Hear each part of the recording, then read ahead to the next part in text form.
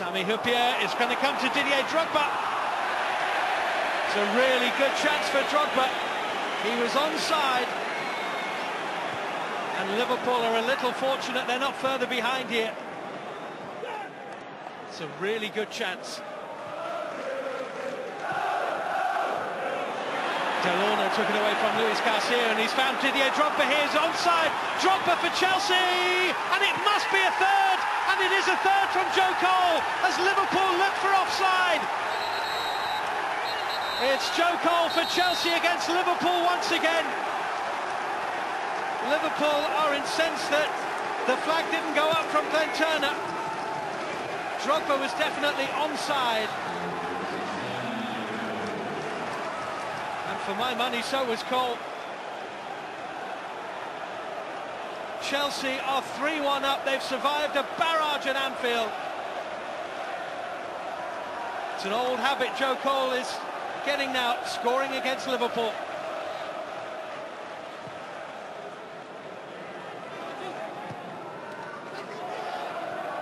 This is Risa, good hit!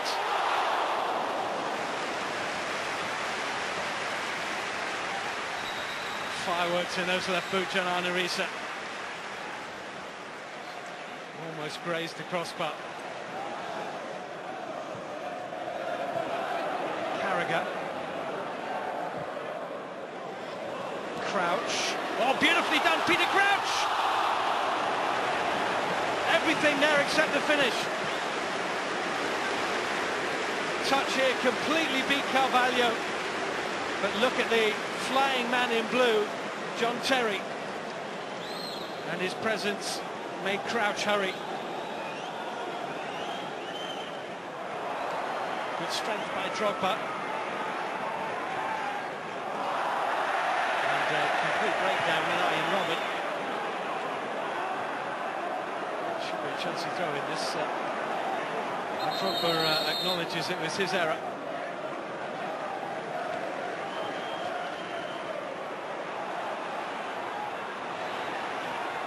Here's Drogba and Robin, and it's a tap-in for Geremi, and it's 4 for Chelsea, and their formidable procession continues. Liverpool hit on the break, and Chelsea have a 4th at Anfield. Those who seek to wrestle the Premiership title from Stamford Bridge will have heavy hearts tonight. Geremi gets his 2nd goal of the season and Chelsea's 4th of the game. Liverpool 1, Chelsea 4. It was a great win for us today. I think you could see a determination in our team today to show what we're about, and a lot of things have been said about us. I think we come out and done a lot of talking on the pitch today, and we're very delighted in the dressing room. We did play well. I don't think the scoreline gives us a true reflection of the game, but there's so little on the counter-attack. When we were chasing it at 2-1, we've been punished twice, so 4-1 it looked. That's the score that goes down, but I don't think we deserved it. The first 25 minutes, I think that we controlled all the possibilities, all the parts of the game, but we concede a goal, and then when we draw, we concede another one at the end of the first half. Then that means that you need to go forward, and the third one was another mistake, and then it was really difficult. Then you must go high and leave spaces, and the 4th goal is another mistake in a throw-in. Then when you play well, but you have these kind of mistakes against a good team, it's very difficult. My players, my team deserve a little bit more of respect, but not from them, because they respect us. I think from the general people, from the press, I think we deserve a little bit more of respect, because what can you say? 8 matches, 8 victories, 16 goals, you know, boring, we cannot play football, we are a group of clowns, you know. I think we deserve a little bit more respect. Is this it now? You're a long way behind them. Yeah, we are a long way behind, but I'm not going to concede nothing. You know, I'm the captain of this football club. It's my job to drive the boys on from here and try and close the gap, but I'm not conceding any title here now in October. In their wildest nightmares, Liverpool fans couldn't have dreamt they'd concede 4 today, but concede 4 they did. How did that happen then? Here's Graham Lassau's view.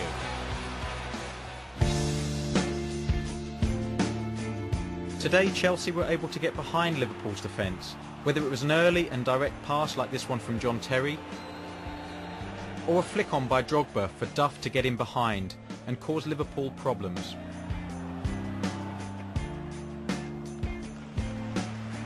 If they had time and space, the midfield three would make lots of short and deliberate passes, drawing Liverpool's defence up the pitch and waiting for the right time to hit the forward runner. In contrast, Liverpool never really breached Chelsea's back line, and on almost every occasion, a Chelsea player intercepted.